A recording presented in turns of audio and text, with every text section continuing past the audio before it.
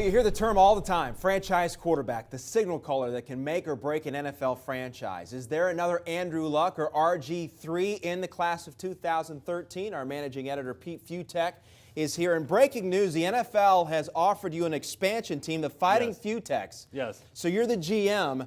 Name the top 5 quarterbacks I don't want any of on these your list, compared to on your board. RG3 and Andrew Luck. You know, this is just a bad class of quarterback, and that's sort of the problem. Counting them backward, you go Mike Glennon from NC State, Tyler Wilson from Arkansas, Geno Smith from West Virginia, E.J. Manuel from Florida State, and Matt Barkley from USC. The problem, though, is you take those 5 guys, you can mix them up, match them up, and you can probably still have the right 5. There's just not one consensus guy out there who's like, this is my quarterback for this year. There's no Andrew Luck. There's no RG3. There's not even a Ryan Tannehill in this group. So it's a mediocre class of quarterbacks. I don't think any of them are going to end up hosting a Lombardi Trophy anytime soon. I think a lot of people might look at your list and think Geno Smith might be higher. Why do you have the likes of Matt Barkley and E.J. Manuel ahead of him? The only reason is because his game doesn't necessarily translate. He's really more of a Texas Tech-like quarterback who's going to be playing in this system. If you look at the NFL right now, where's that guy? Where's that exact style of quarterback that Geno Smith is?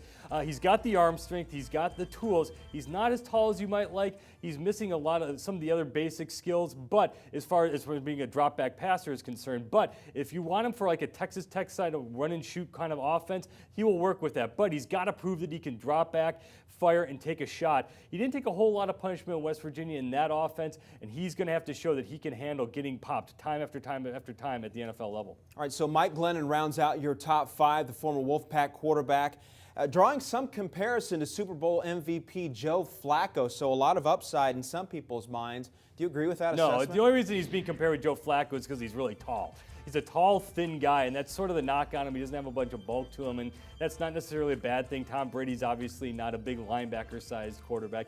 That doesn't really matter. But what Glennon doesn't have is that same gun. Flacco has that elite arm, and if you're looking at Super Bowl caliber quarterbacks, either you've got just extreme accuracy like Aaron Rodgers or Drew Brees, or you've got that humongous arm like Flacco has where you can just put the ball anywhere on the field. Glennon doesn't have those skills. He's an okay quarterback overall tools-wise, but he does not have that stretch the field, flick the wrist 70-yard arm. He's good. He's a good prospect, but certainly not an elite one like Flacco was. All right, 2 sides of the coin here on this last question. Give us your overrated quarterback here going into the NFL draft and somebody that's underrated. Well, beyond Geno Smith, I'm going to go with Ryan Asib of Syracuse. He's being considered maybe a top 15 overall quarterback. He's kind of a linebacker-sized guy. He doesn't really have the look. He's about 6'2" at best, about 214, 215. A bulky, stocky guy. He's not really that Tom Brady, Joe Flacco sort of looking quarterback.